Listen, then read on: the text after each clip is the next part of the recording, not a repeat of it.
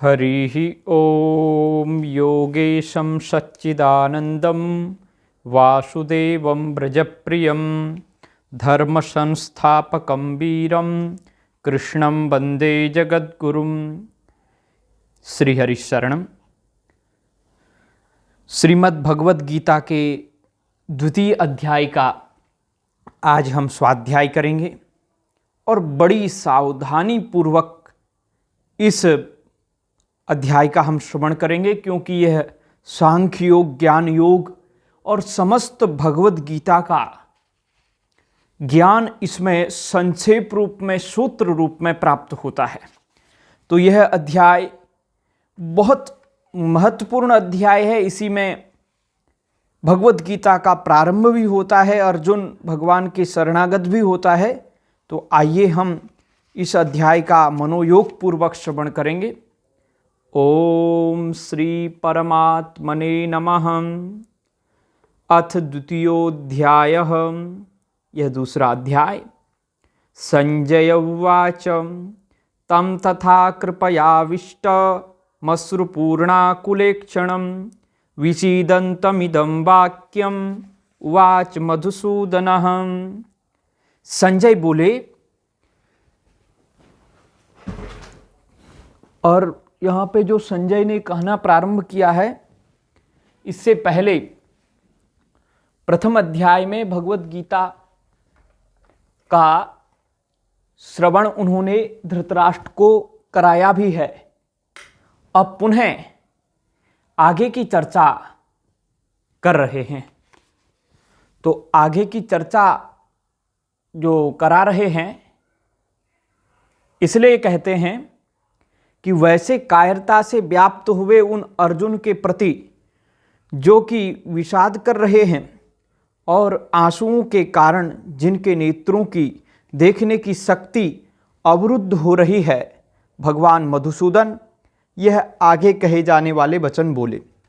श्री भगवान वाच कुतस्त्वाकस्मलमिदं विषमे समुपस्थितम् अनार्यजुष्टमस्वर्ग्यम अकीर्तिकरम अर्जुनम। श्री भगवान बोले कि हे अर्जुन, इस विषम अवसर पर तुम्हें यह कायरता कहाँ से प्राप्त हुई, जिसका कि श्रेष्ठ पुरुष सेवन नहीं करते, जो स्वर्ग को देने वाली नहीं है और जो कीर्ति करने वाली भी नहीं है, कीर्ति का नाश करने वाली जरूर है। क्लैब्यम मास्मगमः पार्थ नैतत्त्वय्युपपद्यते क्षुद्रम हृदय दौर्बल्यम त्यक्तोत्तिष्ठ परंतप। हे प्रथानंदन अर्जुन, इस नपुंसकता को मत प्राप्त हो, क्योंकि तुम्हारे में यह उचित नहीं है। हे परंतप, हृदय की इस तुच्छ दुर्बलता का त्याग करके युद्ध के लिए खड़े हो जाओ। अर्जुन उवाच कथं भीष्ममहं संख्ये द्रोणं च मधुसूदनं इषुभिः प्रतियोत्स्यामि पूजार्हा वरिसूदनम्। अर्जुन बोले, हे मधुसूदन, मैं रणभूमि में भीष्म और द्रोण के साथ बाणों से कैसे युद्ध करूं, क्योंकि हे अरिसूदन, ये दोनों ही पूजा के योग्य हैं। गुरून् हत्वा हि महानुभावान् श्रेयो भोक्तुं भेक्षमपीह लोके हत्वार्थकामास्तु गुरूनिहैव भुञ्जीय भोगान् रुधिरप्रदिग्धान्। महानुभाव गुरुजनों को न मारकर इस लोक में मैं भिक्षा का अन्न खाना भी श्रेष्ठ समझता हूँ, क्योंकि गुरुजनों को मारकर यहाँ रक्त से सने हुए तथा धन की कामना की मुख्यता वाले भोगों को ही तो भोगूंगा। न चैतद्विद्मः कतरन्नो गरीयो यद्वा जयेम यदि वा नो जयेयुः यानेव हत्वा न जिजीविषामस्ते अवस्थिता प्रमुखे धार्तराष्ट्राः। हम यह भी नहीं जानते कि हम लोगों के लिए युद्ध करना और न करना, इन दोनों में से कौन सा अत्यंत श्रेष्ठ है, अथवा हम उन्हें जीतेंगे या वे हमें जीतेंगे। जिनको मारकर हम जीना भी नहीं चाहते, वे ही धृतराष्ट्र के संबंधी हमारे सामने खड़े हैं। कार्पण्य दोषोपहत स्वभावः पृच्छामि त्वां धर्म सम्मूढ़ चेताः यच्छ्रेयस्यान्निश्चितं ब्रूहि तन्मे शिष्यस्तेहं शाधिमां त्वां प्रपन्नम। कायरता रूप दोष से तिरस्कृत स्वभाव वाला और धर्म के विषय में मोहित अंतःकरण वाला मैं आपसे पूछता हूँ कि जो निश्चित कल्याण करने वाली हो वह बात मेरे लिए कहिए। मैं आपका शिष्य हूँ, आपके शरण हुए मुझे शिक्षा दीजिए। अब यहाँ पे स्वामी श्री राम सुखदास जी महाराज गीता प्रबोधिनी टीका करते हुए कहते हैं कि प्रत्येक मनुष्य वास्तव में साधक है। कारण कि 84 लाख योनियों में भटकते हुए जीव को भगवान यह मनुष्य शरीर केवल अपना कल्याण करने के लिए ही प्रदान करते हैं। इसलिए किसी भी मनुष्य को अपने कल्याण से निराश नहीं होना चाहिए। मनुष्य मात्र को परमात्मा प्राप्ति का जन्म सिद्ध अधिकार है। साधक होने के नाते मनुष्य मात्र अपने साध्य को प्राप्त करने में स्वतंत्र, समर्थ, योग्य और अधिकारी है। सबसे पहले इस बात की आवश्यकता है कि मनुष्य अपने उद्देश्य को पहचान कर दृढ़तापूर्वक यह स्वीकार कर ले कि मैं संसारी नहीं हूँ, प्रत्युत साधक हूँ। मैं स्त्री हूँ, मैं पुरुष हूँ, मैं ब्राह्मण हूँ, मैं क्षत्रिय हूँ, मैं वैश्य हूँ, मैं शूद्र हूँ, मैं ब्रह्मचारी हूँ, मैं गृहस्थ हूँ, मैं वानप्रस्थ हूँ, मैं सन्यासी हूँ आदि मान्यताएं केवल सांसारिक व्यवहार मर्यादा के लिए ही ठीक हैं, पर परमात्मा प्राप्ति में ये सब बाधक हैं। ये मान्यताएं शरीर को लेकर हैं। परमात्मा प्राप्ति शरीर को नहीं होती, प्रत्युत स्वयं साधक को होती है। साधक स्वयं अशरीरी ही होता है। अर्जुन ने अपने वास्तविक उद्देश्य को पहचान लिया है कि मुझे अपना कल्याण करना है। इसलिए वे युद्ध करने अथवा न करने की बात न पूछकर अपने कल्याण का निश्चित उपाय पूछते हैं। नहीं प्रपश्यामि ममापनुद्यात् यच्छोकमुच्छोषणमीन्द्रियाणाम् अवाप्य भूमा वसपत्नमृद्धं राज्यं सुराणामपि चाधिपत्यम्। नहीं प्रपश्यामि ममापनुद्यात् यच्छोकमुच्छोषणमीन्द्रियाणाम् अवाप्य भूमा वसपत्नमृद्धं राज्यं सुराणामपि चाधिपत्यम्। कारण कि पृथ्वी पर धन धान्य समृद्ध और शत्रु रहित राज्य तथा स्वर्ग में देवताओं का आधिपत्य मिल जाए तो भी इंद्रियों को सुखाने वाला मेरा जो शोक है वह दूर हो जाए, ऐसा मैं नहीं देखता हूँ। इसके बाद संजय कहते हैं, संजय उवाच एवमुक्त्वा ऋषिकेशं गुडाकेशः परन्तप नायोत्स्य इति गोविंदम उक्त्वा तूष्णीं बभूवः। संजय बोले, हे शत्रुतापन धृतराष्ट्र, ऐसा कहकर निद्रा को जीतने वाले अर्जुन अंतर्यामी भगवान गोविंद से मैं युद्ध नहीं करूँगा ऐसा साफ साफ कहकर चुप हो गए। तमुवाच ऋषिकेशः प्रहसन्निव भारत सेनयोरुभयोर्मध्ये विषेदन्तमिदं वचः। हे भरत वंशोद्भव धृतराष्ट्र, दोनों सेनाओं के मध्य भाग में विषाद करते हुए उस अर्जुन के प्रति हंसते हुए से भगवान ऋषिकेश यह आगे कहे जाने वाले वचन बोले। श्री भगवान वाच, यहीं से श्रीमद् भगवद गीता का प्रारंभ होता है, क्योंकि भगवान का उपदेश यहीं से प्रारंभ हो रहा है। द्वितीय अध्याय का 11वां श्लोक। श्री भगवान वाच असोच्चानन वसोचस्त्वं प्रज्ञावादांश्च भाससे गतासूंश्च नानुशोचन्ति पंडिताः। श्री भगवान बोले, तुमने शोक न करने योग्य का शोक किया है और विद्वत्ता पंडिताई की बातें कर रहे हो, परंतु जिनके प्राण चले गए हैं उनके लिए, और जिनके प्राण नहीं गए हैं उनके लिए पंडित लोग शोक नहीं करते। इस श्लोक से भगवान शरीर और शरीरी स्वयं के विवेक का उपदेश आरंभ करते हैं, जो प्रत्येक मार्ग के साधक के लिए अत्यंत आवश्यक है। शरीर सदा मृत्यु में रहता है और शरीरी सदा अमरता में रहता है, इसलिए दोनों के लिए ही शोक करने का कोई औचित्य नहीं है। यह इस संपूर्ण उपदेश का सार है। यहाँ एक बात विशेष ध्यान देने की है कि भगवान ने इस प्रकरण में चिन्मय सत्तारूप अपने अंश आत्मा को ही सामान्य लोगों को समझाने की दृष्टि से शरीर तथा देही नामों से कहा है। वास्तव में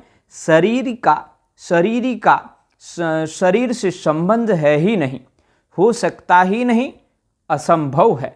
न त्वेवाहं जातु नासं न त्वं नेमे जनाधिपाः न चैव न भविष्यामः सर्वे वयमतः परम, सर्वे वयमतः परम।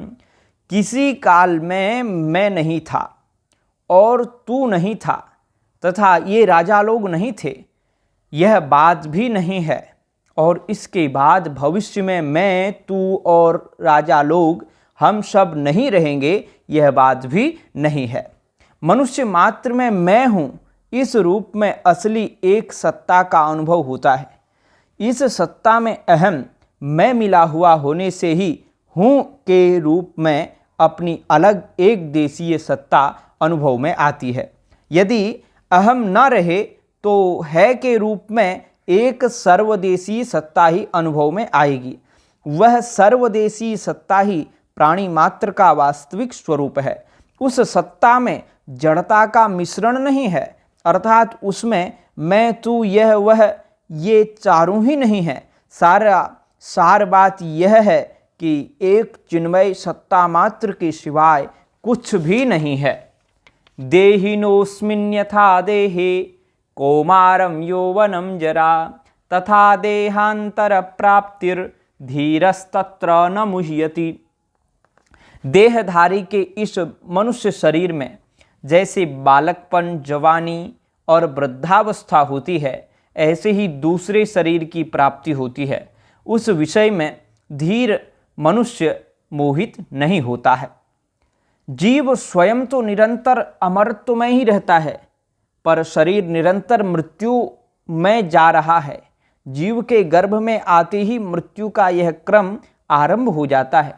गर्भावस्था मरती है तो बाल्यावस्था आती है, बाल्यावस्था मरती है तो युवावस्था आती है, युवावस्था मरती है तो वृद्धावस्था आती है, वृद्धावस्था मरती है तो देहांतर अवस्था आती है, अर्थात दूसरे जन्म की प्राप्ति होती है। इस प्रकार शरीर की अवस्थाएं बदलती हैं, पर उसमें रहने वाला शरीरी ज्यों का त्यों रहता है। कारण यह है कि शरीर और शरीरी दोनों के विभाग ही अलग अलग हैं। अतः साधक अपने को कभी शरीर न माने। बंधन मुक्ति स्वयं की होती है, शरीर की नहीं। मात्रा स्पर्शास्तु कौन्तेय शीतोष्ण सुख दुःखदाः आगमापायिनो नित्यास्तान् तितिक्षस्व भारत। हे कुंती नंदन, इंद्रियों के विषय जड़ पदार्थ तो शीत अनुकूलता और उष्ण प्रतिकूलता के द्वारा सुख और दुख देने वाले हैं तथा आने जाने वाले हैं और अनित्य हैं। हे भरत वंशोद्भव अर्जुन, उनको तुम सहन करो।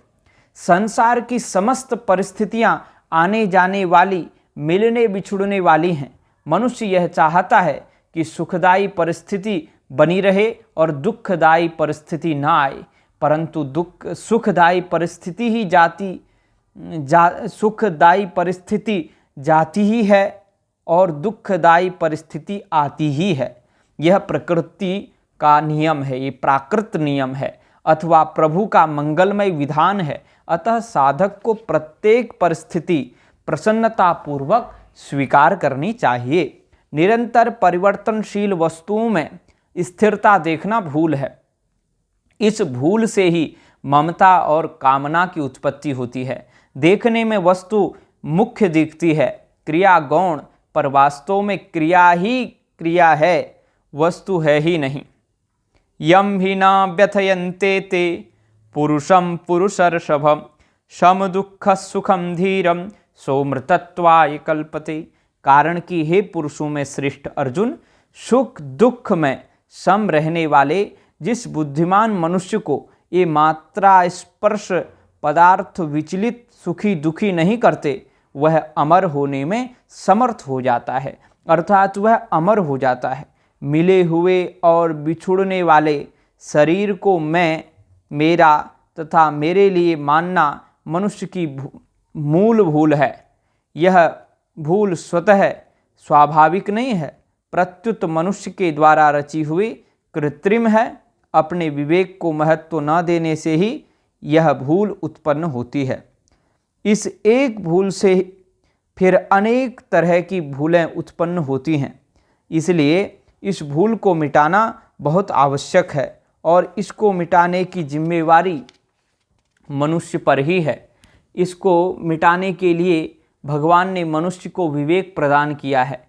जब साधक अपने विवेक को महत्व देकर इस भूल को मिटा देता है, तब वह निर्मम निरहंकार हो जाता है। निर्मम निरहंकार होते ही साधक में क्षमता आ जाती है।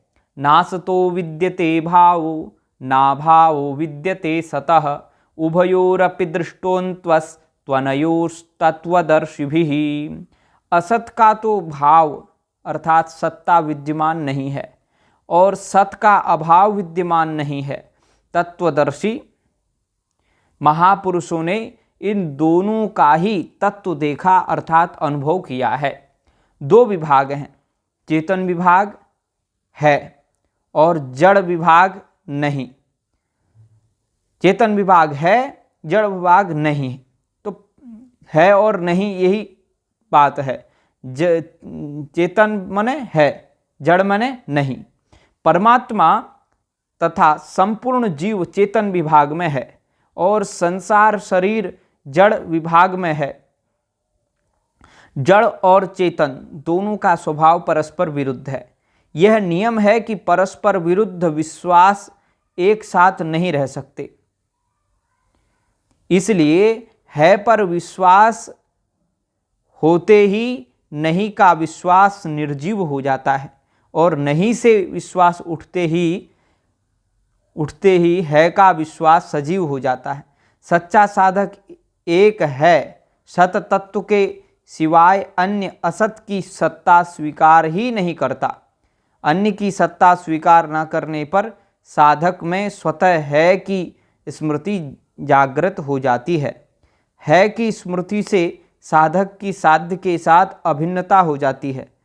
कोई मनुष्य नहीं को कितनी ही दृढ़ता से स्वीकार करे, उसकी निवृत्ति होती ही है, प्राप्ति होती ही नहीं। परंतु है को कितना ही अस्वीकार करे, उसकी प्राप्ति ही होती है। उसकी विस्मृति हो तो सकती है पर निवृत्ति होती नहीं। अतः एक सत्ता मात्र है के सिवाय कुछ नहीं है। यह सार बात है जिसका महापुरुषों ने अनुभव किया है। संसार में अभाव ही मुख्य है, इसके भाव में भी अभाव है, अभाव में भी अभाव है, परंतु परमात्मा में भाव ही मुख्य है। उनके अभाव में भी भाव है, भाव में भी भाव है। संसार दिखे या ना दिखे, मिले या ना मिले, उसका वियोग ही मुख्य है। परमात्मा दिखें या ना दिखें, मिलें या ना मिलें, उनका योग ही मुख्य है। संसार का नित्य वियोग है, परमात्मा का नित्य योग है। अविनाशी तु तद्विद्धि येन सर्वमिदं ततं विनाशमव्ययस्यास्य न कश्चित् कर्तुमर्हति। अविनाशी तो उसको जान जिससे यह संपूर्ण संसार व्याप्त है। इस अविनाशी का विनाश कोई भी नहीं कर सकता। जिस सत तत्व का अभाव विद्यमान नहीं है वही अविनाशी तत्व है, जिससे संपूर्ण संसार व्याप्त है। अविनाशी होने के कारण तथा संपूर्ण जगत में व्याप्त होने के कारण उसका कभी कोई नाश कर सकता ही नहीं। नाश उसी का होता है जो नाशवान तथा एक देश में स्थित हो। अंतवंत इमे देहा नित्यस्योक्ता शरीरिणः अनाशिनो प्रमेयस्य तस्माद् युद्धस्व भारत। अविनाशी जानने में न आने वाले और नित्य रहने वाले इस शरीरी के ये देह अंत वाले कहे गए हैं, इसलिए हे अर्जुन तुम युद्ध करो। पूर्व श्लोक में शरीरी को अविनाशी बताकर अब भगवान यह कहते हैं कि मात्र शरीर नाशवान है, मरने वाले हैं। तात्पर्य यह है कि मिला हुआ तथा बिछुड़ने वाला शरीर हमारा स्वरूप नहीं है। शरीर तो केवल कर्म सामग्री है जिसका उपयोग केवल दूसरों की सेवा करने में ही है, अपने लिए उसका किंचन मात्र भी उपयोग नहीं है। अतः शरीर के नाश से अपनी कोई हानि नहीं होती। य एनं वेत्ति हन्तारं यस्यैनं मन्यते हतम् उभौ तो न विजानीतो नायं हन्ति न हन्यते। जो मनुष्य इस अविनाशी शरीर को मारने वाला मानता है और जो मनुष्य इसको मरा मानता है, वे दोनों ही इसको नहीं जानते, क्योंकि यह न मारता है और न मारा जाता है। शरीरी में कर्तापन नहीं है, पर मृत्यु रूप विकार भी नहीं है। कर्तापन आदि सभी विकार प्रकृति से माने हुए संबंध मैं ही में है, मैंपन में ही है, मैं करने वाले में ही हैं। न जायते म्रियते वा कदाचिन् नायं भूत्वा भवितावान भूयः अजो नित्यः शाश्वतोऽयं पुराणो न हन्यते हन्यमाने शरीरे। यह शरीरी न कभी जन्मता है और न मरता है, तथा यह उत्पन्न होकर फिर होने वाला नहीं है। यह जन्म रहित नित्य निरंतर रहने वाला शाश्वत और अनादि है। शरीर के मारे जाने पर भी यह नहीं मरा जाता। उत्पन्न होना, सत्ता वाला दिखना, बदलना, बढ़ना, घटना और नष्ट होना, ये 6 विकार शरीर में ही होते हैं। शरीर में ये विकार कभी हुए ही नहीं, होंगे ही नहीं, कभी हो सकते ही नहीं। शरीरी कभी उत्पन्न ही नहीं होता। न जायते अजः, उत्पन्न होकर विकारी सत्तावान नहीं होता। अयम भूत्वा भवितावान भूयः, यह बदलता नहीं है, शाश्वत है। यह बढ़ता नहीं है, पुराण है। यह क्षीण नहीं होता, नित्य है। और यह मरता भी नहीं है। न म्रियते न हन्यते हन्यमाने शरीरे। मुख्य विकार 2 ही हैं, उत्पन्न होना और नष्ट होना। अतः प्रस्तुत श्लोक में इन दोनों विकारों का शरीरी में 2-2 बार निषेध किया गया है। जैसे न जायते म्रियते और अजः न हन्यते हन्यमाने शरीरे, तो 2 बार निषेध किया गया। वेदा विनाशिनं नित्यं य एनमजमव्ययं कथं स पुरुष पार्थ कम घातयति हन्तिकम्। हे प्रथानंदन, जो मनुष्य इस शरीरी को अविनाशी, नित्य, जन्म रहित और अव्यय जानता है, वह कैसे किसको मारे और कैसे किसको मरवाए।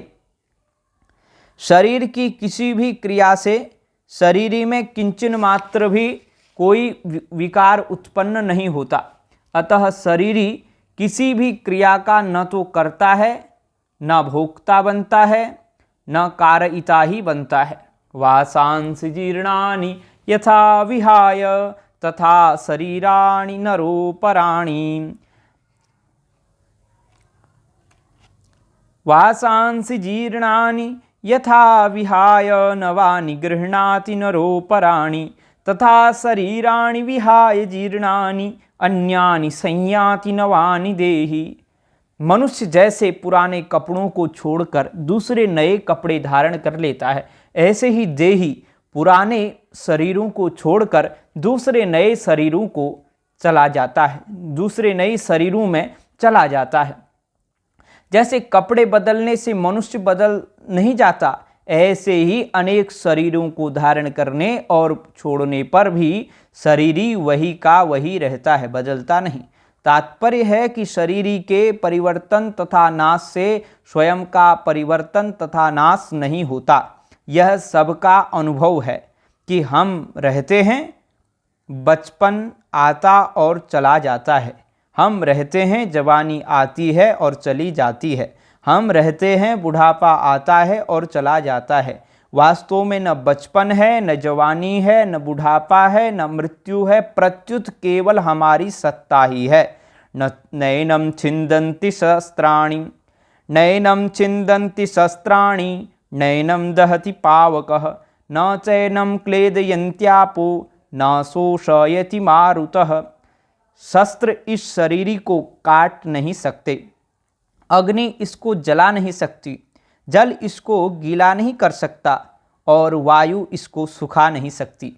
पृथ्वी, जल, तेज, वायु, आकाश, मन, बुद्धि तथा अहंकार, यह अपरा प्रकृति जड़ विभाग है। अपरा प्रकृति है, जड़ विभाग है, और स्वरूप परा प्रकृति है, अर्थात चेतन विभाग है। परा प्रकृति अपरा प्रकृति परा प्रकृति तक पहुंच ही नहीं सकती। जड़ पदार्थ चेतन तत्व तक कैसे पहुंच सकता है? अंधकार सूर्य तक कैसे पहुंच सकता है? इसलिए जड़ वस्तु चेतन शरीरी में किंचन मात्र कोई विकार उत्पन्न नहीं कर सकती। अच्छेद्योयम अदाह्योयम अक्लेद्योशोस्य एव च नित्यः सर्वगतस्थाणु रचलोयम सनातनः। यह शरीरी काटा नहीं जा सकता, यह जलाया नहीं जा सकता, यह गीला नहीं किया जा सकता, यह सुखाया नहीं जा सकता, कारण कि यह नित्य रहने वाला, सब में परिपूर्ण, अचल, स्थिर स्वभाव वाला और अनादि है। जड़ वस्तु शरीरी में कोई भी विकार उत्पन्न नहीं कर सकती, क्योंकि शरीरी स्वतः स्वाभाविक निर्विकार है।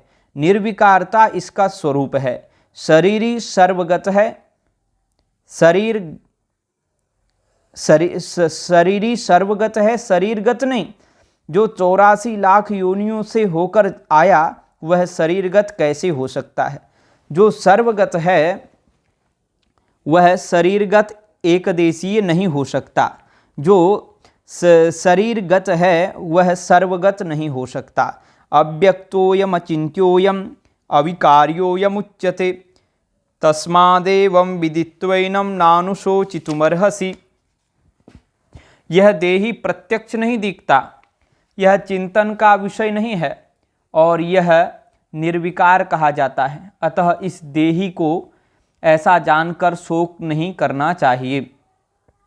साधक का स्वरूप अव्यक्त है, परंतु शरीर रूप से वह अपने को व्यक्त मानता है। यह साधक की भूल है, ये मूल भूल है। इस भूल का प्रायश्चित करने के लिए 3 बातें हैं। साधक अपनी भूल को स्वीकार करे और अपने को शरीर मानकर मैंने भूल की है। साधक अपनी भूल का पश्चाताप करे कि साधक होकर मैंने ऐसी भूल की। और तीसरी बात, साधक यह निश्चय करे कि अब आगे मैं कभी ऐसी भूल नहीं करूँगा। तो शरीरी सततत्व का अनुभव तो किया जा सकता है, पर वर्णन नहीं किया जा सकता। उसका जो भी वर्णन या चिंतन किया जाता है वह वास्तव में प्रकृति का ही होता है। एक बार शरीरी का अनुभव होने पर फिर मनुष्य सदा के लिए शोक रहित हो जाता है। अथ चैनं नित्यजातं नित्यं वा मन्यसे मृतं तथापि त्वं महाबाहो नैवं शोचितुमर्हसि। हे महाबाहो, अगर तुम इस देही को नित्य पैदा होने वाला अथवा नित्य मरने वाला भी मानो तो भी तुम्हें इस प्रकार शोक नहीं करना चाहिए। जातस्य हि ध्रुवो मृत्युर्ध्रुवं जन्म मृतस्य च तस्माद् परिहार्येऽर्थे न त्वं शोचितुमर्हसि। कारण कि पैदा हुए की जरूर मृत्यु होगी और मरे हुए का जरूर जन्म होगा।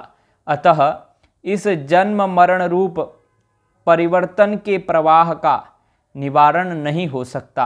अतः इस विषय में तुम्हें शोक नहीं करना चाहिए। जो मिला है और बिछुड़ने वाला है, उस पर किसी का स्वतंत्र अधिकार नहीं चलता, कारण कि मिली हुई और बिछुड़ने वाली वस्तु अपनी और अपने लिए नहीं होती, प्रत्युत संसार की और संसार के लिए ही होती है। उसका उपयोग केवल संसार की सेवा के लिए ही हो सकता है, अपने लिए नहीं।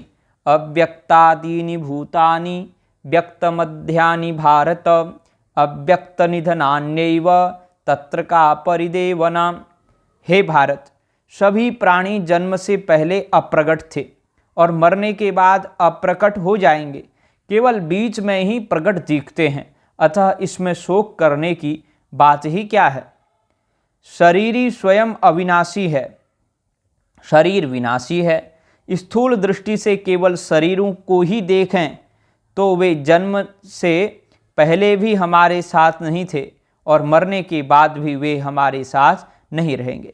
वर्तमान में वे हमारे साथ मिले और मिले हुए से दिखते हैं, पर वास्तव में हमारा उनसे प्रतिक्षण वियोग हो रहा है। इस तरह मिले हुए और बिछुड़ने वाले प्राणियों के लिए शोक करने से क्या लाभ है। आश्चर्यवत् पश्यति कश्चिदेनम् आश्चर्यवद् वदति तथैव चान्यः आश्चर्यवच्चैव मन्यः शृणोति श्रुत्वाप्येनं वेद न चैव कश्चित्। कोई इस शरीरी को आश्चर्य की तरह देखता है, अर्थात अनुभव करता है, और वैसे ही दूसरा कोई इसका आश्चर्य की तरह वर्णन करता है, तथा अन्य कोई इसको आश्चर्य की तरह सुनता है और इसको सुनकर भी कोई नहीं जानता, अर्थात यह दुर्विज्ञेय है। यह शरीरी इतना विलक्षण है कि इसका अनुभव भी आश्चर्यजनक होता है, वर्णन भी आश्चर्यजनक होता है और इसका वर्णन सुनना भी आश्चर्यजनक होता है, परंतु शरीरी का अनुभव सुनने मात्र से अर्थात अभ्यास से नहीं होता, प्रत्युत स्वीकार करने से होता है। इसका उपाय है चुप होना, शांत होना, कुछ न करना। देहि नित्यमवध्योऽयं देहे सर्वस्य भारत तस्मात् सर्वाणि भूतानि न त्वं शोचितुमर्हसि। हे भरत वंशोद्भव अर्जुन, सबके देह में यह देही नित्य ही अवध्य है, इसलिए संपूर्ण प्राणियों के लिए अर्थात किसी भी प्राणी के लिए तुम्हें शोक नहीं करना चाहिए। प्राणी मात्र परमात्मा का अंश है। ममैवांशो जीवलोके ईश्वर अंश जीव अविनाशी चेतन अमल सहज सुख राशि। परमात्मा का अंश होने के नाते इसका कभी नाश हुआ ही नहीं, कभी नाश होगा ही नहीं, कभी नाश हो सकता ही नहीं। अविनाशित्व ज्ञान और आनंद के शरीर के गुण नहीं हैं, प्रत्युत स्वरूप हैं। शरीर केवल कर्म करने का तथा उसका फल भोगने का उपकरण है, अतः शरीर का संबंध नाशवान संसार के साथ है, क्योंकि यह संसार का ही अंश है। व्याकरण की दृष्टि से देखें तो मतुप इन्हीं आदि प्रत्यय 6 अर्थों में प्रयुक्त होते हैं। भूमि निंदा प्रशंसासु नित्य योगेति सायने संसर्गे स्ति विवक्षायां भवन्ति मतुबादयः। अस्ति विवक्षा में जो मतुप आदि प्रत्यय होते हैं वह सब बहुत्व, निंदा, प्रशंसा, नित्य योग, अतिशय और संसर्ग इन 6 विषयों में ही होते हैं। यहाँ जीवात्मा के लिए निंदा अर्थ में इन्हीं प्रत्यय किया गया है, जिससे देही, शरीरी आदि शब्द बनते हैं। कारण कि जिस चिन्मय एवं अविनाशी सत्ता आत्मा का जड़ एवं नाशवान शरीर या देह से किंचन मात्र भी कोई संबंध है ही नहीं, उसे शरीरी या देही कहना वास्तव में उसकी निंदा ही है। उदाहरणार्थ, जिस मनुष्य को कोढ़ है उसे कोढ़ी कहना वास्तव में उसकी निंदा है, क्योंकि कोढ़ उसका स्वरूप नहीं है, प्रत्युत आगंतुक दोष है। इसी तरह शरीर उत्पन्न और नष्ट होने वाला है। अंतवंत इमे देहाः, पर आत्मा उत्पन्न और नष्ट होने वाला नहीं है। देही नित्यमवध्योयम न हन्यते हन्यमाने शरीरे, जब शरीर ही नहीं रहेगा तो फिर शरीर ही कैसे रहेगा। कोढ़ी को तो कोढ़ खराब दिखता है, पर जीव को अज्ञानवश शरीर खराब न दिखकर उल्टे बढ़िया दिखता है। तात्पर्य यह हुआ कि भगवान ने कृपा पूर्वक अज्ञानी मनुष्यों को समझाने के लिए ही जीवात्मा चेतन तत्व को शरीरी और देही कहा है। वास्तव में जीवात्मा शरीरी अथवा देही नहीं है। स्वधर्ममपि चावेक्ष न विकम्पितुमर्हसि, धर्माद्धियुद्धात् श्रेयोन्यत् क्षत्रियस्य न विद्यते। और अपने छात्र धर्म को देखकर भी तुम्हें विकम्पित अर्थात कर्तव्य कर्म से विचलित नहीं होना चाहिए, क्योंकि धर्ममय युद्ध से बढ़कर क्षत्रिय के लिए दूसरा कल्याणकारक कर्म नहीं है। यदि साधक की रुचि विश्वास और योग्यता ज्ञान योग की नहीं है तो उसे कर्म योग का पालन करना चाहिए, कारण कि ज्ञान योग और कर्म योग दोनों का फल एक ही है। तात्पर्य है कि शरीरी के विवेक को महत्व देने से जो मत तत्व मिलता है वही तत्व शरीर द्वारा स्वधर्म अर्थात कर्तव्य कर्म का पालन करने से भी मिल सकता है। अतः भगवान कर्तव्य कर्म छात्र कर्म के पालन का प्रकरण आरंभ करते हैं। यदृच्छया चोपपन्नम स्वर्गद्वारमपावृतम सुखिनः क्षत्रिया पार्थ लभन्ते युद्धमिदृशम। अपने आप प्राप्त हुआ युद्ध खुला हुआ स्वर्ग का दरवाजा भी है। हे प्रथानंदन, ये क्षत्रिय बड़े सुखी हैं, भाग्यशाली हैं जिनको ऐसा युद्ध प्राप्त होता है। तो वे क्षत्रिय बड़े भाग्यशाली हैं जिनको ऐसा युद्ध प्राप्त होता है, वो लोग बड़े सुखी हैं। अथ चेत्त्वमिमं धर्म्यं संग्रामं न करिष्यसि, ततः स्वधर्मं कीर्तिं च हित्वा पापम वाप्स्यसि। अब अगर तू यह धर्ममय युद्ध नहीं करेगा तो अपने धर्म और कीर्ति का नाश त्याग करके पाप को प्राप्त होगा। अकीर्तिम चापि भूतानि कथयिष्यन्ति ते व्ययाम, संभावितस्य चाकीर्तिर्मरणादतिरिच्यते। और सब प्राणी भी तेरी सदा रहने वाली अपकीर्ति का कथन अर्थात निंदा करेंगे। वह अपकीर्ति सम्मानित मनुष्य के लिए मृत्यु से भी बढ़कर दुखदायी होती है। भयाद्रणादुपरतं मन्यन्ते त्वां महारथाः, येषां च त्वं बहुमतो भूत्वा यास्यसि लाघवम्। तथा महारथी लोग तुझे भय के कारण युद्ध से हटा हुआ मानेंगे। जिनकी धारणा में तू बहुमान्य हो चुका है उनकी दृष्टि में तू लघुता को प्राप्त हो जाएगा। अवाच्यवादांश्च बहून् वदिष्यन्ति तवाहिताः, निन्दन्तस्तव सामर्थ्यं ततो दुःखतरं नु किम्। तेरे शत्रु लोग तेरी सामर्थ्य की निंदा करते हुए बहुत से न कहने योग्य वचन भी कहेंगे, उससे बढ़कर और दुख की बात क्या होगी। हतो वा प्राप्स्यसि स्वर्गं जित्वा वा भोक्ष्यसे महीम्, तस्मादुत्तिष्ठ कौन्तेय युद्धाय कृतनिश्चयः। इसलिए भगवान कहते हैं, अर्जुन अगर तू युद्ध नहीं करेगा तो ये तेरे अपकीर्ति का कारण होगा, और तू युद्ध में मारा जाएगा तो तुझे स्वर्ग की प्राप्ति होगी, और अगर युद्ध में तू जीत जाएगा तो पृथ्वी का राज्य भोगेगा। अतः हे कुंती पुत्र, हे कुंती नंदन, तू युद्ध के लिए निश्चय करके खड़ा हो जा। तेरे तो दोनों हाथ में लड्डू हैं, मर गया तो स्वर्ग जाएगा और जीवित रहा तो पृथ्वी का आनंद भोगेगा, सुख भोगेगा, भोग प्राप्त करेगा, राज्य भोगेगा, प्रजा को सुखी करेगा। सुख दुखे समे कृत्वा लाभालाभौ जया जयौ, ततो युद्धाय युज्यस्व नैवं पापम वाप्स्यसि। जय पराजय, लाभ हानि और सुख दुख को समान करके फिर युद्ध में लग जा। इस प्रकार युद्ध करने से तू पाप को प्राप्त नहीं होगा। भगवान व्यवहार में परमार्थ की कला बताते हैं। सिद्धि असिद्धि में सम तटस्थ रहकर निष्काम भाव से अपने कर्तव्य कर्म का पालन करना। ऐसा करने से मनुष्य युद्ध जैसा घोर कर्म करते हुए भी अपना कल्याण कर सकता है। इससे सिद्ध हुआ कि मनुष्य प्रत्येक परिस्थिति में अपना कल्याण करने में समर्थ तथा स्वतंत्र है। ऐसा ते विहिता सांख्ये बुद्धिर्योगे त्विमां शृणु। ऐसा ते विहिता सांख्ये बुद्धिर्योगे त्विमां शृणु। बुद्ध्या युक्तो यया पार्थ कर्मबंधं प्रहास्यसि।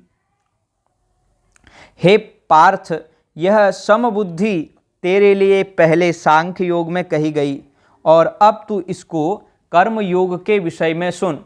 जिस समबुद्धि से युक्त हुआ तू कर्म बंधन का त्याग कर देगा। भगवान ने 31वें से 37वें श्लोक तक कर्तव्य विज्ञान धर्मशास्त्र अर्थात कर्म का वर्णन किया। अब इस 39वें श्लोक से 53वें श्लोक तक योग विज्ञान मोक्ष शास्त्र और कर्म योग का वर्णन करते हैं। नेहाभिक्रमनाशोस्ति प्रत्यवायो न विद्यते स्वल्पमप्यस्य धर्मस्य त्रायते महतो भयात्। मनुष्य लोक में इस समबुद्धि रूप धर्म के आरंभ का नाश नहीं होता तथा इसके अनुष्ठान का उल्टा फल भी नहीं होता और इसका थोड़ा सा भी अनुष्ठान जन्म मरण रूप महान भय से रक्षा कर लेता है। भगवान ने 4 प्रकार से समता की महिमा कही है। प्रथम, समता से मनुष्य कर्म बंधन से छूट जाता है। दूसरा, समता के आरंभ अर्थात उद्देश्य का भी कभी नाश नहीं होता। तीसरा, समता के अनुष्ठान में यदि कोई भूल हो जाए तो उसका उल्टा फल नहीं होता। और चौथा, समता का थोड़ा सा भी भाव हो जाए तो वह कल्याण कर देता है। जीवन में थोड़ी भी समता आ जाए तो उसका नाश नहीं होता। भय कितना ही महान हो उसका नाश हो जाता है। असत को सत्ता तथा महत्ता देने से महान समता भी स्वल्प हो जाती है और स्वल्प भय भी महान हो जाता है। यदि हम असत को सत्ता तथा महत्ता न दें तो समता महान और भय स्वल्प हो जाता है अर्थात भय नष्ट हो जाता है। व्यवसायात्मिका बुद्धि रेकेह कुरुनंदनम बहुशाखाह्यनन्ताश्च बुद्धयो व्यवसायिनाम। हे कुंती नंदन, इस समबुद्धि की प्राप्ति के विषय में निश्चय वाली बुद्धि एक ही होती है। जिनका एक निश्चय नहीं है ऐसे मनुष्य की बुद्धियां अनंत और बहुत शाखाओं वाली हो जाती हैं। समता की प्राप्ति उसी को होती है जिसका उद्देश्य एक होता है। अनेक उद्देश्य कामना के कारण होते हैं। यामिमां पुष्पितां वाचं प्रवदन्त्य विपश्चितः वेदवादरता पार्थ नान्यदस्तीति वादिनः कामात्मानः स्वर्गपरा जन्म कर्म फलप्रदां क्रियाविशेष बहुलां भोगैश्वर्य गतिं प्रति। हे प्रथानंदन, जो कामनाओं में तन्मय हो रहे हैं, स्वर्ग को ही श्रेष्ठ मानने वाले हैं, वेदों में कहे हुए सकाम कर्मों में प्रीति रखने वाले हैं, भोगों के सिवाय और कुछ है ही नहीं ऐसा कहने वाले हैं, वे अविवेकी मनुष्य इस प्रकार की जिस पुष्पित दिखाऊ शोभायुक्त वाणी को कहा करते हैं, जो कि जन्म रूपी कर्म फल को देने वाली है तथा भोग और ऐश्वर्य की प्राप्ति के लिए बहुत सी क्रियाओं का वर्णन करने वाली है। भोगैश्वर्य प्रसक्तानां तयापहृत चेतसां व्यवसायात्मिका बुद्धि समाधो न विधीयते। उस पुष्पित वाणी से जिसका अंतःकरण हर लिया गया है, अर्थात भोगों की तरफ खींच गया है, और जो भोग तथा ऐश्वर्य में अत्यंत आसक्त है, उन मनुष्यों की परमात्मा में एक निश्चय वाली बुद्धि नहीं होती। भोग और ऐश्वर्य अर्थात संग्रह की आसक्ति कल्याण में मुख्य बाधक है। सांसारिक भोगों को भोगने तथा रुपयों आदि का संग्रह करने वाला मनुष्य अपने कल्याण का निश्चय भी नहीं कर सकता, फिर कल्याण करना तो दूर रहा। इसलिए भगवान निष्काम भाव योग का अन्वय व्यतिरेक से वर्णन करते हैं। त्रैगुण्य विषया वेदा निस्त्रैगुण्यो भवार्जुन निर्द्वंदो नित्य सत्वस्थो निर्योगक्षेम आत्मवान। वेद तीनों गुणों के कार्यों का ही वर्णन करने वाले हैं। हे अर्जुन, तू तीनों गुणों से रहित हो जा, राग द्वेषादि द्वंद्वों से रहित हो जा, निरंतर नित्य वस्तु परमात्मा में स्थित हो जा, योगक्षेम की यह चाहना भी मत रख और परमात्मा परायण हो जा। भगवान अर्जुन को आज्ञा देते हैं कि वेदों के जिस अंश में सकाम भाव का वर्णन है उसका त्याग करके तू निष्काम भाव को ग्रहण कर। निष्काम भाव से तू तीनों गुणों से अतीत जन्म मरण से रहित हो जाएगा। मिलने और बिछुड़ने वाले संसार से संबंध विच्छेद करके तू नित्य रहने वाली चिन्मय सत्ता में अपनी स्वाभाविक स्थिति का अनुभव कर। योग अप्राप्त वस्तु की प्राप्ति ही योग है और क्षेम प्राप्त वस्तु की रक्षा करना ही क्षेम है।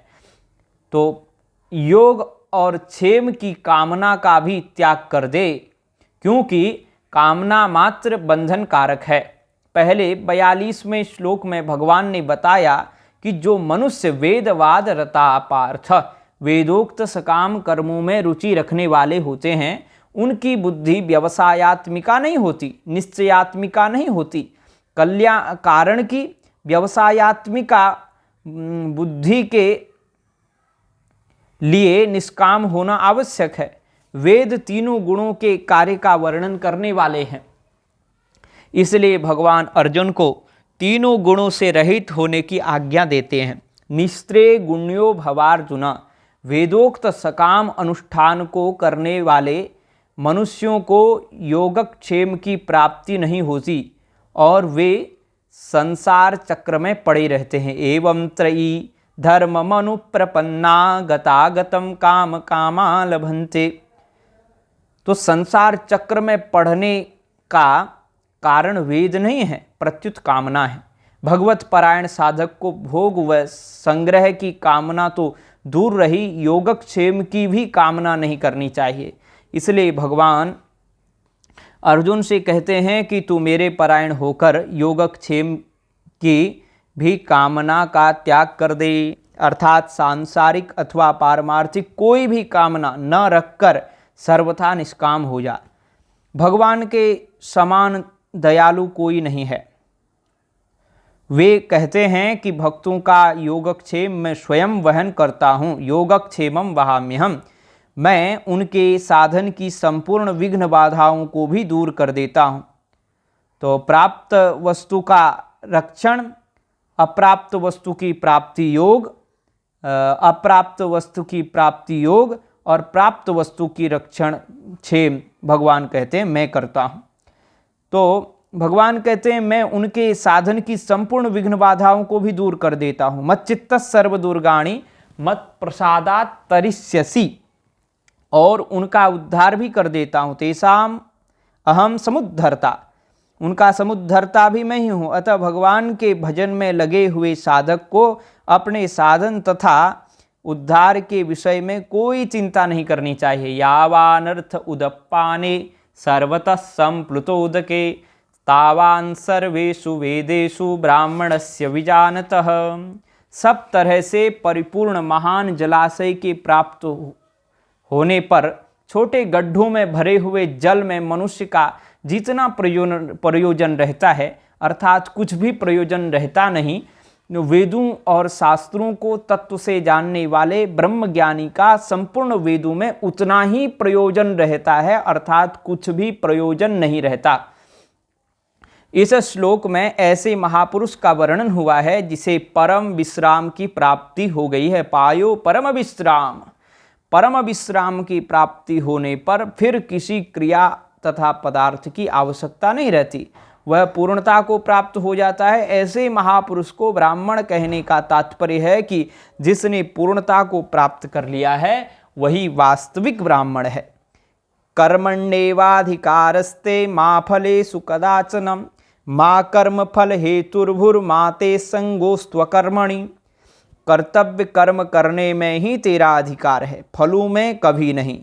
अतः तू कर्म फल का हेतु भी मत बन और तेरी कर्म न करने में भी आसक्ति न हो। एक कर्म विभाग करना है, कर्म विभाग है अर्थात करना है, और एक है फल विभाग अर्थात होना है। करना मनुष्य के अधीन है, होना प्रारब्ध के अधीन है अथवा परमात्मा के अधीन है। प्रारब्ध से अथवा परमात्मा के विधान से मनुष्य को जो कुछ भी मिला है उसे अपने भोग में न लगाकर दूसरों की सेवा में लगाना मनुष्य का कर्तव्य है। योगस्थः कुरु कर्माणि संगम त्यक्त्वा धनंजय सिद्ध सिद्ध्यो समो भूत्वा समत्वम योग उच्यते। हे धनंजय, तू आसक्ति का त्याग करके सिद्धि असिद्धि में सम होकर योग में स्थित हुआ कर्मों को कर, क्योंकि समत्व ही योग कहा जाता है। एक वस्तु या व्यक्ति में राग होगा तो दूसरी वस्तु या व्यक्ति में द्वेष होना स्वाभाविक है। राग द्वेष के रहते हुए कर्म की सिद्धि असिद्धि में समता का आना असंभव है। राग द्वेष के न रहने पर जो समता आती है उस समता में स्थित रहकर कर्तव्य अकर्तव्य कर्तव्य कर्मों को करना चाहिए। समता ही योग कहा जाता है, समता को ही योग कहा जाता है। समत्वम योग उच्यते। कर्म तो करण सापेक्ष होते हैं या योग करण निरपेक्ष हैं। इस समता रूपी योग में स्थित साधक कभी विचलित योग भ्रष्ट नहीं होता। दूरेण ह्यवरम कर्म बुद्धि योगात् धनंजय बुद्धो शरणमन्विच्छ कृपणा फल हेतवः। बुद्धि योग समता की अपेक्षा सकाम कर्म दूर से अत्यंत ही निकृष्ट हैं। अतः हे धनंजय, तू बुद्धि समता का आश्रय ले, क्योंकि फल के हेतु बनने वाले अत्यंत दीन हैं। योग की अपेक्षा कर्म दूर से ही निकृष्ट हैं, उनकी परस्पर तुलना नहीं हो सकती। योग नित्य निरंतर ज्यों का त्यों रहने वाला अविनाशी है और कर्म आदि अंत वाला नाशवान है, फिर उनकी तुलना हो ही कैसे सकती है। इसलिए कर्मों का आश्रय न लेकर योग का ही आश्रय लेना चाहिए। योग की प्राप्ति कर्मों के द्वारा नहीं होती, प्रत्युत कर्म तथा कर्म फल के साथ संबंध विच्छेद होने पर होती है। कर्मों का आश्रय जन्म मरण देने वाला और योग का आश्रय मुक्त करने वाला है। बुद्धि युक्तो जहातीह उभे सुकृत दुष्कृते तस्माद् योगाय युज्यस्व योगः कर्मसु कौशलम। बुद्धि अर्थात समता से युक्त मनुष्य यहाँ जीवित अवस्था में ही पुण्य और पाप दोनों का त्याग कर देता है। अतः तू योग समता में लग जा, योग में लग जा, क्योंकि कर्मों में योग ही कुशलता है। कर्मों में योग ही कुशलता है। कर्म योगः कर्मसु कौशलम। समता में स्थित मनुष्य जल में कमल की भांति संसार में रहते हुए भी पाप पुण्य दोनों से नहीं बंधता, अर्थात मुक्त हो जाता है। वही जीवन मुक्ति है। पूर्व श्लोक में आया है कि योग की अपेक्षा कर्म दूर से ही निकृष्ट हैं, इसलिए मनुष्य को समता में स्थित होकर कर्म करने चाहिए, अर्थात कर्म योग का आचरण करना चाहिए। महत्व योग का है, समता का है, कर्मों का नहीं।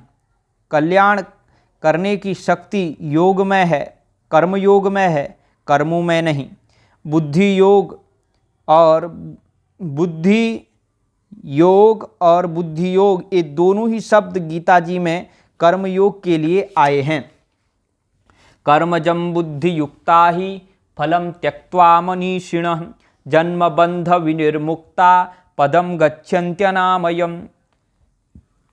कारण की समता युक्त बुद्धिमान साधक कर्मजन्य फल का अर्थात संसार मात्र का त्याग करके जन्म रूप बंधन से मुक्त होकर निर्विकार पद को प्राप्त हो जाते हैं।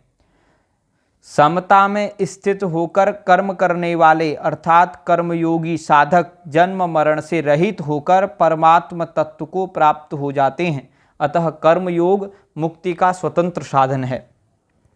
यदा ते मोह कलिलम बुद्धि व्यतिरिष्यति, यदा ते मोह कलिलम बुद्धिर्व्यतितरिष्यति तदा गन्तासि निर्वेदम श्रोतव्यस्य श्रुतस्य च।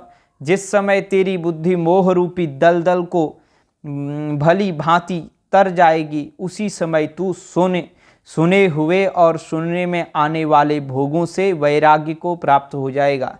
मिलने और बिछुड़ने वाले पदार्थों और व्यक्तियों को अपना तथा अपने लिए मानना मोह है। इस मोह रूपी दलदल से निकलने पर साधक को संसार से वैराग्य हो जाता है।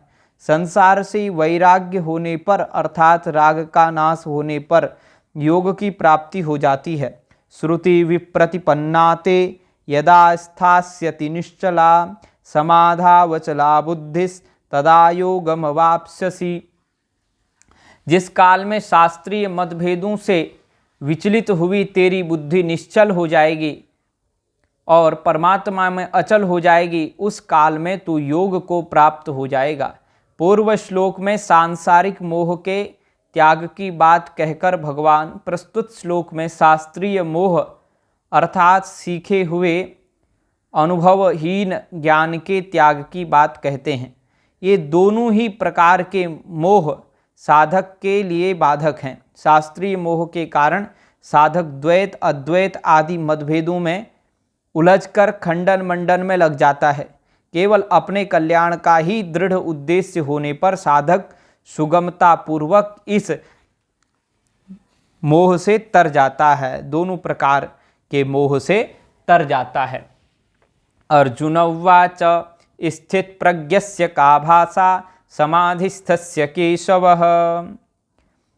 यहाँ पे अर्जुन प्रश्न करते हैं, क्योंकि भगवान ने यहाँ पे कहा था कि जिस काल में शास्त्रीय मतभेदों से विचलित हुई तेरी बुद्धि निश्चल हो जाएगी और परमात्मा में अचल हो जाएगी, उस काल में तू योग को प्राप्त हो जाएगा। तो अर्जुन ने यहाँ प्रश्न किया है कि अर्जुन उवाच स्थित प्रज्ञस्य का भाषा समाधिस्थस्य केशव स्थितधीहि किम प्रभाषेत किमाशीत ब्रजेत किम। अर्जुन बोले, हे केशव, परमात्मा में स्थिर बुद्धि वाले मनुष्य के क्या लक्षण होते हैं? वह स्थिर बुद्धि वाला मनुष्य कैसे बोलता है, कैसे बैठता है और कैसे चलता है, अर्थात कैसा व्यवहार करता है। श्री भगवान उवाच प्रजहाति यदा कामान सर्वान् पार्थ मनोगतान् आत्मन्येवात्मना तुष्ट स्थित प्रज्ञस्तदोच्यते। श्री भगवान बोले, हे प्रथानंदन, जिस काल में साधक मन में आई संपूर्ण कामनाओं का भली भांति त्याग कर देता है और अपने आप से अपने आप में ही संतुष्ट रहता है, उस काल में वह स्थिर बुद्धि कहा जाता है। मन की स्थिरता की अपेक्षा बुद्धि की स्थिरता श्रेष्ठ है, क्योंकि मन की स्थिरता तो लौकिक सिद्धियां प्रकट मन की स्थिरता से तो सांसारिक सिद्धियां प्रकट होती हैं, लौकिक सिद्धियां प्रकट होती हैं, पर बुद्धि की स्थिरता से कल्याण हो जाता है। मन की स्थिरता वृत्तियों का निरोध और बुद्धि की स्थिरता उद्देश्य की दृढ़ता।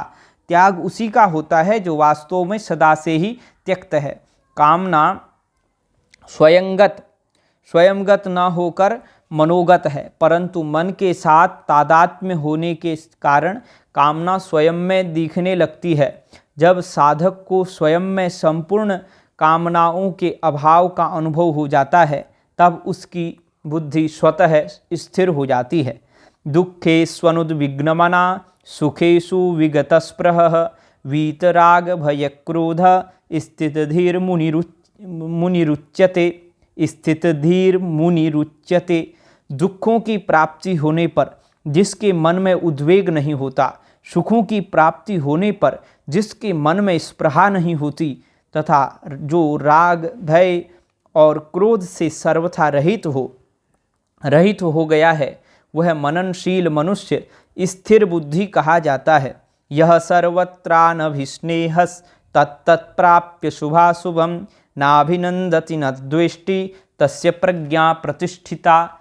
जब सब जगह आसक्ति रहित हुआ जो मनुष्य उस शुभ अशुभ को प्राप्त करके न तो प्रसन्न होता है न द्वेष करता है, और उसकी बुद्धि स्थिर है। यदा संहरते चायं कूर्मोऽङ्गानीव सर्वशः इंद्रियार्थेभ्यस्तस्य प्रज्ञा प्रतिष्ठिता। जिस तरह कछुआ अपने अंगों को सब ओर से समेट लेता है, ऐसे ही जिस काल में यह कर्मयोगी इंद्रियों के विषयों से इंद्रियों को सब प्रकार से हटा लेता है, तब उसकी बुद्धि स्थिर हो जाती है। स्वयं नित्य निरंतर ज्यों का त्यों रहता है और शरीर नित्य निरंतर बदलता रहता है, अतः दोनों के स्वभाव में कोई अंतर नहीं पड़ता। परंतु जब स्वयं शरीर के साथ मैं मेरे का संबंध मान लेता है, तब बुद्धि में शरीर संसार का असर पड़ने से अंतर पड़ने लगता है। मैं मेरेपन मिटने से बुद्धि में जो अंतर पड़ता था वह मिट जाता है और बुद्धि स्थिर हो जाती है। बुद्धि स्थिर होने से स्वयं अपने आप में ही स्थित हो जाता है। विषया विनिवर्तन्ते निराहारस्य देहिनः रसवर्जं रसोप्यस्य परम दृष्ट्वा निवर्तते। निराहारी इंद्रियों को विषयों से हटाने वाले मनुष्य के भी विषय तो निवृत्त हो जाते हैं, पर रस निवृत्त नहीं होता। परंतु परमात्म तत्व का अनुभव होने से इस स्थित प्रज्ञ मनुष्य का रस भी निवृत्त हो जाता है, अर्थात उसकी संसार में रस बुद्धि नहीं रहती। भोगों के प्रति सूक्ष्म आसक्ति का नाम रस है। यह रस साधक की अहमता में रहता है। जब तक यह रस रहता है, तब तक परमात्मा का अलौकिक रस प्रेम प्रकट नहीं होता।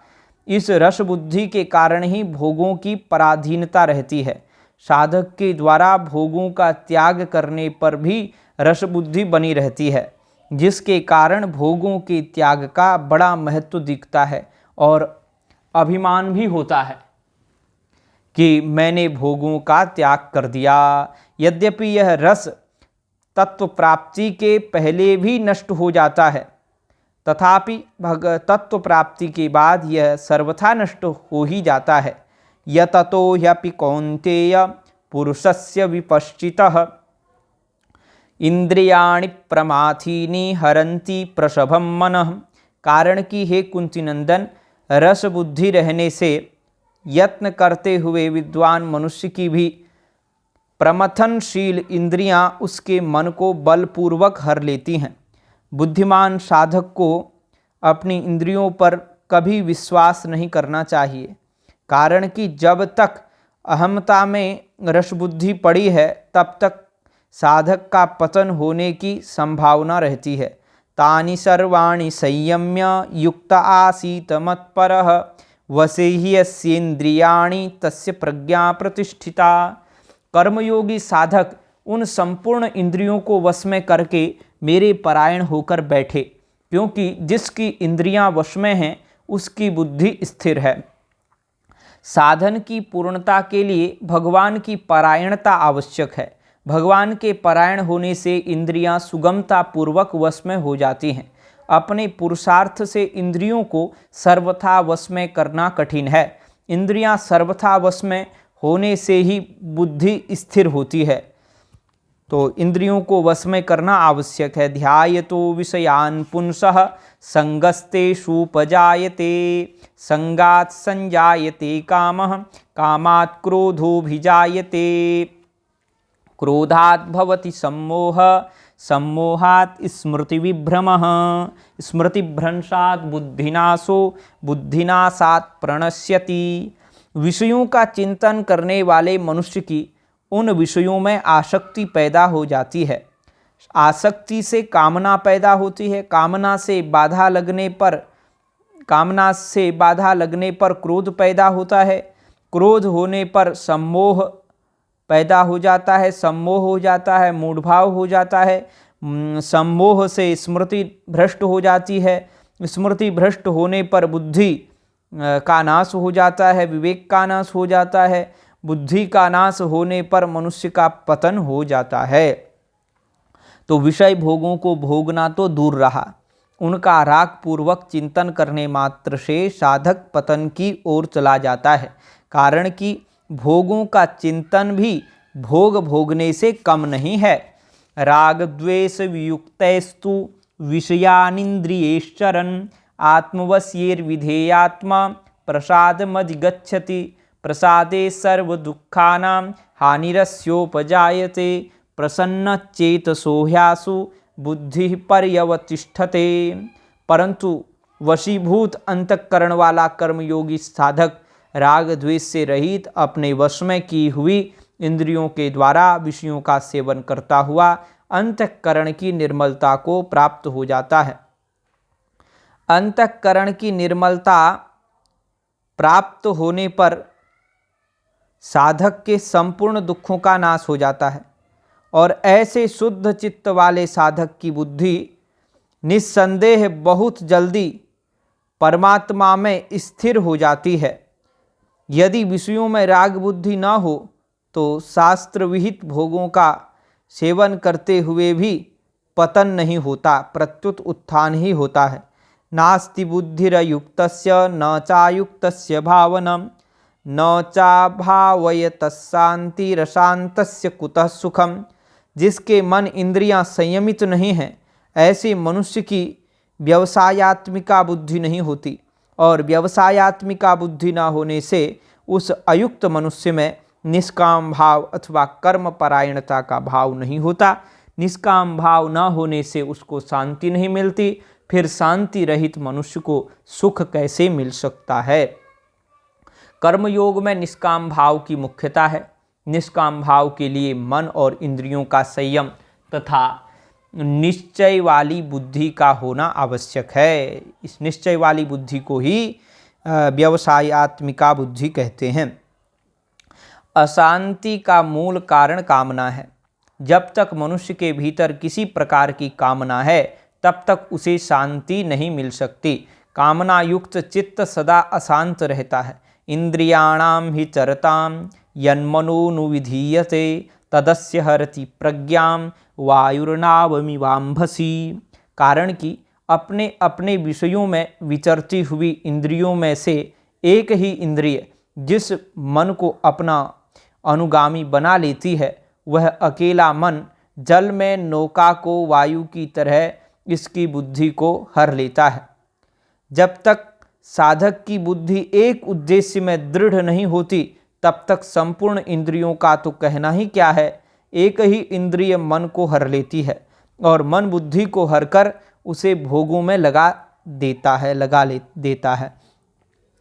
तस्माद्यस्य महाबाहो निगृहीतानि सर्वशः इंद्रियाणीन्द्रियार्थेभ्यस् तस्य प्रज्ञा प्रतिष्ठिता। इसलिए हे महाबाहो, जिस मनुष्य की इंद्रियों के विषयों से सर्वथा वश में की हुई हैं उसकी बुद्धि स्थिर है।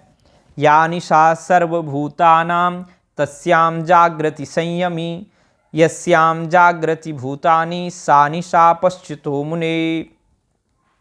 संपूर्ण प्राणियों की जो रात है परमात्मा से, रात माने परमात्मा से विमुखता है, उसमें संयमी मनुष्य जागता है। और जिसमें सब प्राणी जागते हैं, भोग और संग्रह में लगे रहते हैं, वह तत्व को जानने वाले मुनि की दृष्टि में रात है। अब भगवान सांख्य योग की दृष्टि से कहते हैं, क्योंकि परिणाम में कर्मयोग तथा सांख्य योग एक ही हैं। लोग जिस परमात्मा की तरफ से सोए हुए हैं वह तत्वज्ञ महापुरुष और सच्चे साधकों की दृष्टि में दिन प्रकाश के समान है। सांसारिक लोगों का तो पारमार्थिक साधक के साथ विरोध होता है, पर पारमार्थिक साधक का सांसारिक लोगों के साथ विरोध नहीं होता, क्योंकि उमा जे राम चरण रथ विगत काम मद क्रोध निज प्रभुमय देखहि जगत के ही सन करहि विरोध।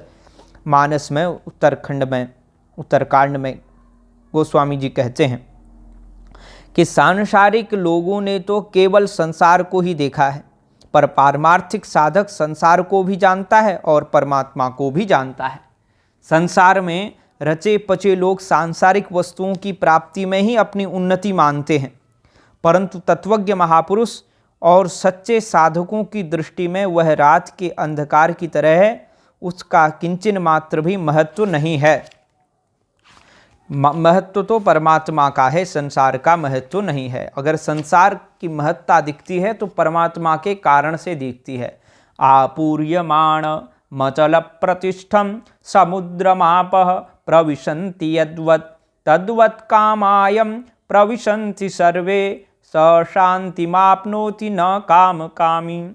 जैसे संपूर्ण नदियों का जल चारों ओर से जल द्वार परिपूर्ण समुद्र में आकर मिलता है, पर समुद्र अपनी मर्यादा में अचल रहता है, स्थिर रहता है। ऐसे ही संपूर्ण भोग पदार्थ जिस संयमी मनुष्य को विकार उत्पन्न किए बिना ही प्राप्त होते हैं, वही मनुष्य परम शांति को प्राप्त होता है, भोगों की कामना वाला नहीं। जब मनुष्य सर्वथा निष्काम हो जाता है तब आवश्यक वस्तुएं उसके पास स्वाभाविक ही आती हैं। वे उसके हृदय में हर्ष आदि कोई विकार उत्पन्न नहीं करती। प्रारब्ध के अनुसार अनुकूल या प्रतिकूल जो भी परिस्थितियां प्राप्त होती हैं, उससे उस तत्वज्ञ महापुरुष के अंतःकरण में किंचन मात्र भी राग द्वेष शोक हर्ष शोक आदि विकार उत्पन्न नहीं होते। वह सर्वथा सम रहता है, परंतु जिसके भीतर सांसारिक कामनाएं हैं, उसे वस्तुएं प्राप्त हों या ना हों, वह सदा अशांत ही रहता है। विहाय कामान्यः सर्वान् पुमांश्चरति निःस्पृहः निर्ममो निरहंकारः शान्तिमधिगच्छति। विहाय कामान्यः सर्वान् पुमांश्चरति निःस्पृहः निर्ममो निरहंकारः शान्तिमधिगच्छति। जो मनुष्य संपूर्ण कामनाओं का त्याग करके स्पृहा रहित, ममता रहित और अहमता रहित होकर आचरण करता है, वह शांति को प्राप्त होता है। जब मनुष्य कामना, स्पृहा, ममता और अहमता से छूट जाता है, तब उसे अपने भीतर नित्य निरंतर स्थित रहने वाली शांति का अनुभव हो जाता है। मूल में अहमता ही मुख्य है। सबका त्याग करने पर भी अहमता शेष रह जाती है, पर अहमता का त्याग होने पर सबका त्याग हो जाता है। अहमता से राग, द्वेष से आसक्ति, राग से आसक्ति और आसक्ति से ममता और ममता से कामना, कामना से फिर अनेक प्रकार के विकारों की उत्पत्ति होती है। साधक के लिए पहले ममता का त्याग करना सुगम पड़ता है। ममता का त्याग होने पर कामना, स्पृहा और अहमता का त्याग करने की सामर्थ्य आ जाती है। वास्तव में हम कामना, स्पृहा, ममता और अहमता से रहित हैं। यदि हम इनसे रहित न होते तो कभी इनका त्याग न कर पाते, और भगवान भी इनके त्याग की बात नहीं कहते। सुषुप्ति में अहमता आदि के अभाव का अनुभव सबको होता है, पर अपने अभाव का अनुभव कभी किसी को नहीं होता। मूल में कामना, स्पृहा, ममता और अहमता की सत्ता ही नहीं है। नासतो विद्यते भावः, हमारा स्वरूप चिन्मय सत्ता मात्र है। चिन्मय सत्ता मात्र में कामना, स्पृहा, ममता और अहमता होने का प्रश्न ही पैदा नहीं होता। ये कामना आदि जड़ में ही रहते हैं, चेतन तक पहुँचते ही नहीं। चिन्मय सत्ता ज्यों की त्यों रहती है। कामना स्पृहा आदि निरंतर नहीं रहते, प्रत्युत बदलते रहते हैं। यह सबका अनुभव है। प्रत्येक जन्म में कामना स्पृहा आदि अलग अलग थे। इस जन्म में भी बचपन में कामना स्पृहा आदि अलग थे, अब अलग हैं। हम इन्हें छोड़ते हैं और पकड़ते रहते हैं। पहले खिलौनों की कामना थी, फिर रुपयों की कामना हो गई। पहले माँ में ममता थी, फिर पत्नी में हो गई। इस प्रकार कामना स्पृहा ममता आदि का आना जाना, उत्पत्ति विनाश, स्थानांतरण, संयोग वियोग, आरंभ अंत आदि होता रहता है, पर सत्ता मात्र स्वरूप का आना जाना आदि होता ही नहीं। जो वस्तु है ही नहीं उसे हमने पकड़ लिया, अर्थात उसे सत्ता और महत्ता दे दी। यही हमारी सबसे बड़ी भूल है। इस भूल को मिटाने की जिम्मेवारी हम पर ही है। तभी भगवान इनका त्याग करने की बात कहते हैं। अन्यथा जो है ही नहीं उसका त्याग स्वतः सिद्ध है। जो स्वतः सिद्ध है उसे ही प्राप्त करना है। नया निर्माण कुछ नहीं करना है। नया निर्माण ही हमारे बंधन का, दुखों का कारण बनता है। ऐसा ब्राह्मी स्थिति पार्थ नैनाम प्राप्य विमुह्यति, स्थित्वास्यामंत कालेपि ब्रह्म निर्वाण मृच्छति। हे प्रथानंदन, यह ब्राह्मी स्थिति है। ऐसा ब्राह्मी स्थिति पार्थ नैनाम प्राप्य विमुह्यति, स्थित्वास्यामंत कालेपि ब्रह्म निर्वाण मृच्छति। हे प्रथानंदन, यह ब्राह्मी स्थिति है। इसको प्राप्त होकर कभी कोई मोहित नहीं होता। इस स्थिति में यदि अंतकाल में भी स्थित हो जाए तो निर्वाण ब्रह्म की प्राप्ति होती है। निर्वाण माने शांत ब्रह्म की प्राप्ति हो जाती है। अहमता से रहित होने पर मनुष्य ब्राह्मी स्थिति को प्राप्त हो जाता है। उसकी अपनी कोई स्वतंत्र स्थिति नहीं रहती। इस ब्राह्मी स्थिति की प्राप्ति एक बार और सदा के लिए होती है, कारण कि ब्रह्म में हमारी स्वतः स्वाभाविक स्थिति है, पर अहंकार के कारण इसका अनुभव नहीं होता। मैं हूँ मिट जाए और है रह जाए, यही ब्राह्मी स्थिति है सत्ता मात्र हमारा स्वरूप है। अतः मैंपन को मिटाना नहीं है। मैंपन को मिटाना नहीं है, प्रत्युत उसे अपने में स्वीकार नहीं करना है। जिसकी सत्ता विद्यमान ही नहीं है उसे मिटाने का प्रयत्न करना, उल्टे उसे सत्ता देना है। यह सिद्धांत है कि जो वस्तु मिलने और बिछुड़ने वाली तथा उत्पन्न और नष्ट होने वाली होती है वह हमारी तथा हमारे लिए नहीं हो सकती। शरीर तो मिलने बिछुड़ने वाला तथा उत्पन्न नष्ट होने वाला है, पर स्वयं मिलने बिछुड़ने वाला तथा उत्पन्न नष्ट होने वाला नहीं है। अतः साधक दृढ़तापूर्वक इस सत्य को स्वीकार कर ले कि मैं स्वयं त्रिकाल में भी शरीर नहीं हूँ, शरीर मेरा नहीं है तथा मेरे लिए नहीं है, मेरे लिए भी नहीं है। निर्वाण शब्द के दो अर्थ होते हैं, लुप्त खोया हुआ और विश्राम शांत। अतः खोए हुए ब्रह्म को पा लेना अथवा परम विश्राम को प्राप्त कर लेना ही निर्वाण ब्रह्म की प्राप्ति है। निर्वाण शब्द का अर्थ शून्य भी होता है। शून्य अभाव का वाचक नहीं है। शून्य का तात्पर्य है जो न सत हो न असत हो, न सत असत हो न सत असत हो और न सदसत से भिन्न हो, अर्थात जो अनिर्वचनीय तत्व है। अतस्तत्वं सद असद उभयानुभयात्मकम, सद असदु भयानुभयात्मक चतुष्कोटि विनियुक्तम शून्यमेव सर्वदर्शन संग्रह में ये वर्णन किया गया है। क्रिया मात्र का संबंध संसार के साथ है। हमारा स्वरूप अक्रिय है, इसलिए शरीर के द्वारा हम अपने स्वरूप के लिए कुछ नहीं कर सकते। शरीर के द्वारा हम कोई भी क्रिया करेंगे तो वह संसार के लिए ही होगी, अपने लिए नहीं। पूर्व पक्ष प्रश्न करते हैं, तो फिर क्या हम अपने लिए क्या कर सकते हैं? उत्तर पक्ष, हम अपने लिए अपने द्वारा निष्काम निष्प्रह निर्मम और निरहंकार हो सकते हैं। क्यों हो सकते हैं? क्योंकि हम वास्तव में स्वरूप से निष्काम निष्प्रह निर्मम और निरहंकार हैं। ओम तत्सदिति श्रीमद्भगवद्गीता सुपनिषत्सु ब्रह्म विद्यायां योगशास्त्रे श्रीकृष्णार्जुन संवादे सांख्ययोगो नाम द्वितीयोऽध्यायः। श्रीकृष्णार्पणमस्तु। तो ये रहा श्रीमद्भगवद्गीता का द्वितीय अध्याय, और इसमें जो व्याख्या की गई है वह व्याख्या ब्रह्मलीन पूज्यपाद अनंत श्री विभूषित स्वामी श्री राम सुखदास जी महाराज की जो टीका है, जो भाष्य है, वो हमने स्वाध्याय करना प्रारंभ किया है। एक बार हमने आपको संपूर्ण गीता लाइव के माध्यम से सुनाई है, उसमें से केवल 18वां अध्याय अभी पूरा नहीं सुना पाए। उस पूरे 18वें अध्याय को हम गीता जयंती के पवित्र अवसर पर एकादशी के दिन, मोक्षदा एकादशी के दिन सुनाएंगे। और अभी के लिए हम इतना ही रखते हैं। द्वितीय अध्याय पूर्ण हुआ है। बड़े ध्यान से सुनना और दूसरी बार भी सुनना, अपने मित्रों को भी सुनाना, शेयर करना, और हमारे चैनल को ज़रूर सब्सक्राइब करना। आज का वीडियो लगभग 1 घंटा 20 मिनट से ज़्यादा हो गया है। इधर ही हम विश्राम देते हैं। जय श्री राम। हर हर